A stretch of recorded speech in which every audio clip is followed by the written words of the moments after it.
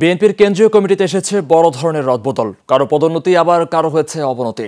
Vice chairman, যুগ্ম মহাসচিব থেকে শুরু করে কেন্দ্রীয় নির্বাহী কমিটির সদস্য সহ ৩৯ পদে পরিবর্তনের ঘটনায় মিশ্র প্রতিক্রিয়া আছে বিএনপিতে। বিস্তারিত জানাচ্ছেন সহকর্মী শরীফুল ইসলাম খান। স্যান্ডেলিনা সো, রূপচর্চায় আভিজাত্য।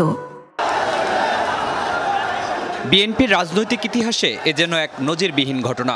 ৪টি মহানগর সহ গুরুত্বপূর্ণ ৯টি কমিটি বিলুপ্তির একদিন বাদেই কেন্দ্রীয় কমিটিতে বিভিন্ন পদে বড় ধরনের রদবদল করা হলো।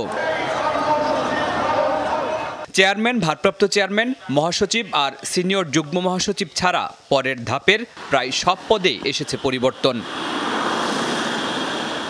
ভাইস চেয়ারম্যান পদে রাখা হয়েছে বিএনপির আন্তর্জাতিক বিষয়ক সম্পাদক ডক্টর আসাদুজ্জামান রিপনকে। সাবেক এমপি জহিরুদ্দিন স্বপন, ২ যুগ্ম মহাসচিব ব্যারিস্টার মাহবুবউদ্দিন খোকন ও মোয়াজ্জেম হোসেন আলাল, রাজশাহী বিভাগের সাংগঠনিক সম্পাদক রুহুল কুদ্দুস তালুকদার দুলো ও আন্তর্জাতিক বিষয়ক সম্পাদক বেবি নাজনীন সহ ৮ জনকে চেয়ারপারসনের উপদেষ্টা হিসাবে নিয়োগ দেওয়া হয়েছে। আগের কমিটির প্রচার সম্পাদক শহীদুদ্দিন চৌধুরী অ্যানিকে যুগ্ম মহাসচিব করা হয়েছে। একই পদে নিয়োগ পেয়েছেন ময়মনসিংহ বিভাগের সাংগঠনিক সম্পাদক সৈয়দ এমরান সালেহ প্রিন্স। এছাড়া সাংগঠনিক ও সহ সাংগঠনিক সম্পাদক পদে এসেছে আরও নতুন কিছু মুখ।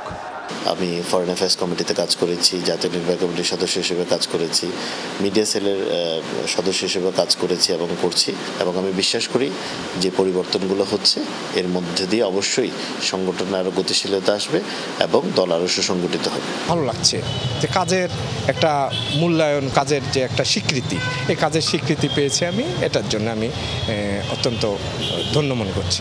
বিগত দিনেও এই দলের জন্য অনেক ত্যাগ স্বীকার করেছি, কষ্ট করেছি, ভবিষ্যতে আরো বেশি করব, কারণ এই পদ এখন আমাকে আরো উৎসাহিত করেছে। ইনশাল্লাহ প্রমাণ করব যে আমার উপর আস্থা এবং বিশ্বাস রাখা যথাযথ হয়েছে। যুবদল সভাপতি সুলতান সালাউদ্দিন টুকুকে করা হয়েছে বিএনপির প্রচার সম্পাদক। ছাত্রদলের সাবেক ভারপ্রাপ্ত সভাপতি রাশেদ ইকবাল খানকে রাখা হয়েছে নির্বাহী কমিটির সদস্য হিসেবে। বাংলাদেশ জাতীয়তাবাদী দলের ভারপ্রাপ্ত চেয়ারপারসন দেশনায়ক জনাব তারেক রহমান আমার প্রতি যে বিশ্বাস এবং আস্থা রেখেছেন, আমি আমার সর্বোচ্চ আন্তরিকতা এবং নিষ্ঠার মাধ্যমে আমার জীবন বাজি রেখে চলমান গণতন্ত্র পুনরুদ্ধার আন্দোলনে নিজেকে নিবেদিত করে গণতন্ত্র মুক্ত করার চেষ্টা করব ইনশাল্লাহ। রদবদল হওয়া কমিটি নিয়ে মিশ্র প্রতিক্রিয়া আছে বিএনপিতে। যাদের পদের অবনতি হয়েছে কিংবা উপদেষ্টা হিসেবে রাখা হয়েছে তাদের বেশিরভাগই অখুশি দলের এই সিদ্ধান্তে।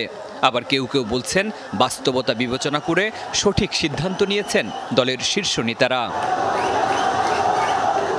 শরীফুল ইসলাম খান, যমুনা নিউজ, ঢাকা।